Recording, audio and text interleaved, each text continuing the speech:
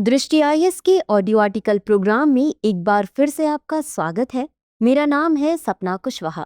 आज का हमारा आर्टिकल न्यूज 24 में प्रकाशित खबर cash hall raw will justice Yashwant Verma face impeachment के सारांश पर आधारित है। इसमें टीम दृष्टि के इनपुट्स भी शामिल है। यह आर्टिकल सामान्य अध्ययन प्रश्न पत्र 2 की राज्य व्यवस्था खंड से जुड़ा है। तो चलिए आर्टिकल की शुरुआत करते हैं।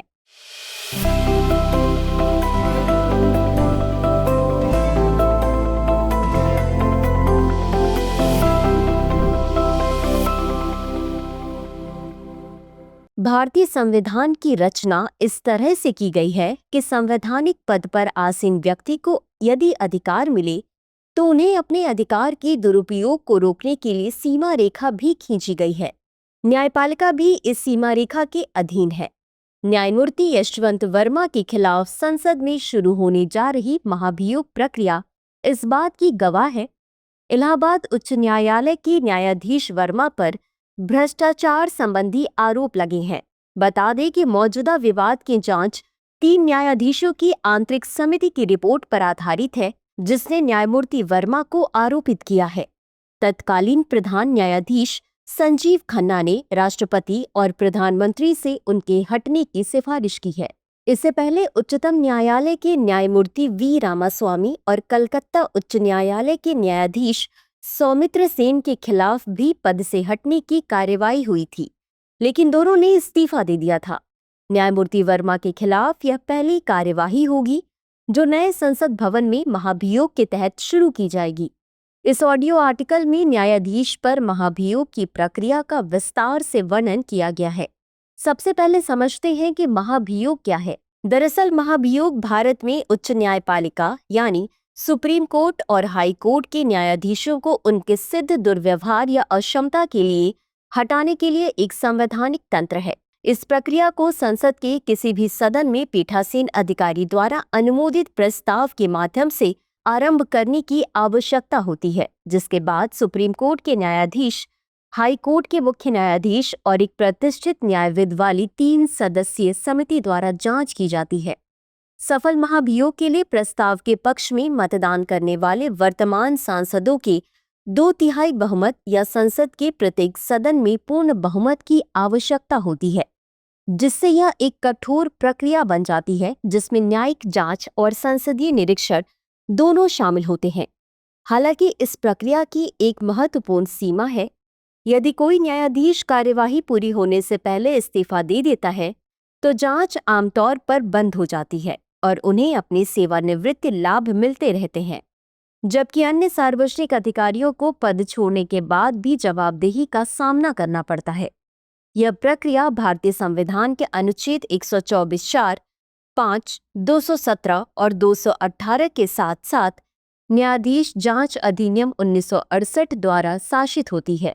अनुच्छेद 124(4) के अनुसार निष्कासन के लिए आधार के रूप में सिद्ध दुर्व्यवहार या अक्षमता की आवश्यकता होती है तथा यह अनिवार्य है कि पैनल के निष्कर्षों पर संसद द्वारा मतदान किया जाना चाहिए।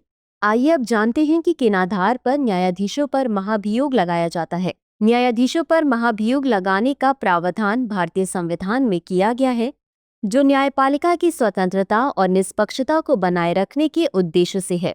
संविधान के अनुच्छेद 124(4) के तहत यदि एक न्यायाधीश किसी अपराध का दोषी पाया जाता है या उसके आचरण में गंभीर कमी पाई जाती है तो उसे महाभियोग द्वारा हटाया जा सकता है। यह प्रक्रिया केवल उच्च न्यायालयों और सर्वोच्च न्यायालय के न्यायाधीशों पर लागू होती है। महाभियोग का आधार 2 मुख्य कारणों पर आधारित होता है: गंभीर अपराध और अयोग्यता। यदि न्यायाधीश ने कोई गंभीर अपराध किया हो, जैसे भ्रष्टाचार, धोखाधड़ी या किसी तरह का अनैतिक कार्य, तो इसे महाभियोग का आधार बनाया जा सकता है।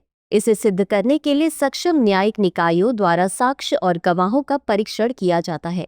इसके अलावा यदि न्यायाधीश का आचरण या कार्यविधि न्यायिक मर्यादाओं और निष्पक्षता के विपरीत हो तो यह महाभियोग का कारण बन सकता है।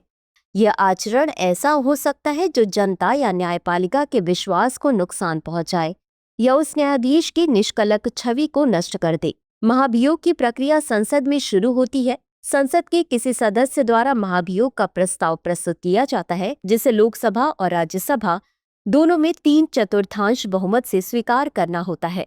अगर दोनों सदनों द्वारा यह प्रस्ताव पारित हो जाता है तो राष्ट्रपति उस न्यायाधीश को पद से हटा सकते हैं। इस प्रक्रिया का उद्देश्य न्यायपालिका की स्वतंत्रता की रक्षा करना और सुनिश्चित करना है कि कोई भी न्यायाधीश अपने पद का दुरुपयोग न करे। आइए अब जानते हैं न्यायाधीशों पर महाभियोग की चरणबद्ध प्रक्रिया क्या होती है। न्यायाधीशों पर महाभियोग की प्रक्रिया भारतीय संविधान के अनुच्छेद 124(4) और अनुच्छेद 217(1) के तहत निर्धारित की गई है। यह प्रक्रिया संसद में पारित प्रस्ताव के आधार पर शुरू होती है और पूरी तरह से संविधान और न्यायपालिका की स्वतंत्रता की रक्षा के लिए बनाई गई है। महाभियोग की प्रक्रिया का प्राथमिक चरण या पहला चरण प्रस्ताव की प्रस्तुति है। महाभियोग की प्रक्रिया संसद के किसी सदस्य द्वारा शुरू की जाती है। प्रस्ताव को पहले लोकसभा में या राज्यसभा में प्रस्तुत किया जा सकता है। यह प्रस्ताव न्यायाधीश के अपराध या अयोग्यता से संबंधित होता है, जैसे भ्रष्टाचार, अन्यायपूर्ण आचरण या न्यायिक मर्यादाओं का उल्लंघन। प्रस्ताव के प्रस्तुत होने के बाद एक विशेष जांच समिति गठित की जाती है। यह समिति महाभियोग के प्रस्ताव की जांच करती है और यह निर्धारित करती है कि क्या न्यायाधीश के खिलाफ आरोप सही है या नहीं। यदि समिति यह पाती है कि आरोप गंभीर है तो महाभियोग प्रस्ताव को संसद में लाया जा सकता है। गौरतलब है कि महाभियोग के प्रस्ताव को दोनों सदनों, लोकसभा और राज्यसभा में 3/4 बहुमत से पारित किया जाना आवश्यक है। यदि दोनों सदन इस प्रस्ताव को पारित कर देते हैं तो यह आगे बढ़ता है। जब महाभियोग प्रस्ताव दोनों सदनों से पारित हो जाता है तो इसे राष्ट्रपति को भेजा जाता है। राष्ट्रपति इस प्रस्ताव को स्वीकार करते हुए न्यायाधीश को पद से हटा सकते हैं। हालांकि यदि न्यायाधीश कार्यवाही पूरी होने से पहले इस्तीफा दे देते हैं तो आमतौर पर जांच बंद हो जाती है और उन्हें सेवानिवृत्ति लाभ मिलते रहते हैं। यह एक ऐसी खामी है जिससे भारतीय न्यायिक इतिहास में कई मामलों में उजागर किया गया है। आइए अब भारत की न्यायपालिका में न्यायिक महाभियोग की कुछ विशिष्ट मामलों के बारे में चर्चा करते हैं। भारतीय न्यायपालिका में न्यायिक महाभियोग से संबंधित कई मामले हुए हैं, जैसे न्यायमूर्ति वी रामास्वामी मामला। वी रामास्वामी सरकारी आवास पर फिजूल खर्ची के लिए महाभियोग की कार्रवाई का सामना करने वाले पहले सुप्रीम कोर्ट के न्यायाधीश थे। हालांकि पैनल द्वारा दोषी पाए जाने के बावजूद कांग्रेस पार्टी के मतदान में भाग न लेने के कारण लोकसभा में यह महाभियोग विफल हो गया था। इसी तरह न्यायमूर्ति सौमित्र सेन मामले की बात करें तो कलकत्ता उच्च न्यायालय के न्यायाधीश सौमित्र सेन को 1983 में न्यायालय द्वारा नियुक्त रिसीवर के रूप में 33.23 लाख रुपए की हेराफेरी का दोषी पाया गया। वे राज्यसभा द्वारा भारी बहुमत से हटाए जाने वाले पहले न्यायाधीश थे, लेकिन लोकसभा में प्रस्ताव पेश होने से पहले ही उन्होंने इस्तीफा दे दिया था, जिससे पूरी जवाबदेही से वे बच गए थे। वहीं 2018 में जस्टिस दीपक मिश्रा केस की बात करें तो यह सबसे हाई प्रोफाइल मामला था, क्योंकि इसमें भारत के तत्कालीन मुख्य न्यायाधीश शामिल थे। उन पर महाभियोग प्रस्ताव राजनीतिक रूप से आरोपित था।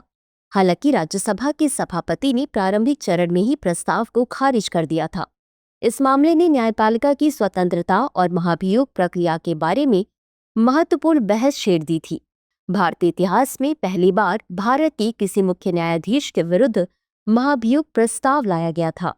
निष्कर्ष: भारत में न्यायिक जवाबदेही के लिए मौजूदा ढांचा महत्वपूर्ण चुनौतियां प्रस्तुत करता है, जैसा कि ऐतिहासिक उदाहरणों से स्पष्ट है, जहां न्यायाधीशों ने इस्तीफा देकर जवाबदेही से परहेज किया है। यह खामी न्यायाधीशों को अन्य सार्वजनिक अधिकारियों के विपरीत गंभीर आरोपों के बावजूद सेवानिवृत्ति के बाद के लाभों को बनाए रखने की अनुमति देती है। न्यायिक जवाबदेही तंत्र में सुधार का मामला विशेष रूप से दबावपूर्ण है, क्योंकि वर्तमान प्रणाली न्यायाधीशों को केवल इस्तीफा देकर जांच समाप्त करने की अनुमति देती है, जिससे न्यायपालिका की ईमानदारी में जनता का विश्वास कम हो सकता है। तो चर्चा को विराम देते हुए नोट कर लेते हैं आज का सवाल। न्यायाधीशों पर महाभियोग की प्रक्रिया उन्हें अधिकारों के दुरुपयोग से रोकती है। इस कथन की तर्कपूर्ण समीक्षा कीजिए। तो व्यूवर्स, आज के लिए बस इतना ही। मिलते हैं अगले एपिसोड में किसी नए टॉपिक के साथ। तब तक के लिए धन्यवाद। डियर व्यूवर्स, अपने एग्जाम की तैयारी को और बेहतर करने के लिए हमारे चैनल को लाइक, शेयर और सब्सक्राइब करना न भूलें।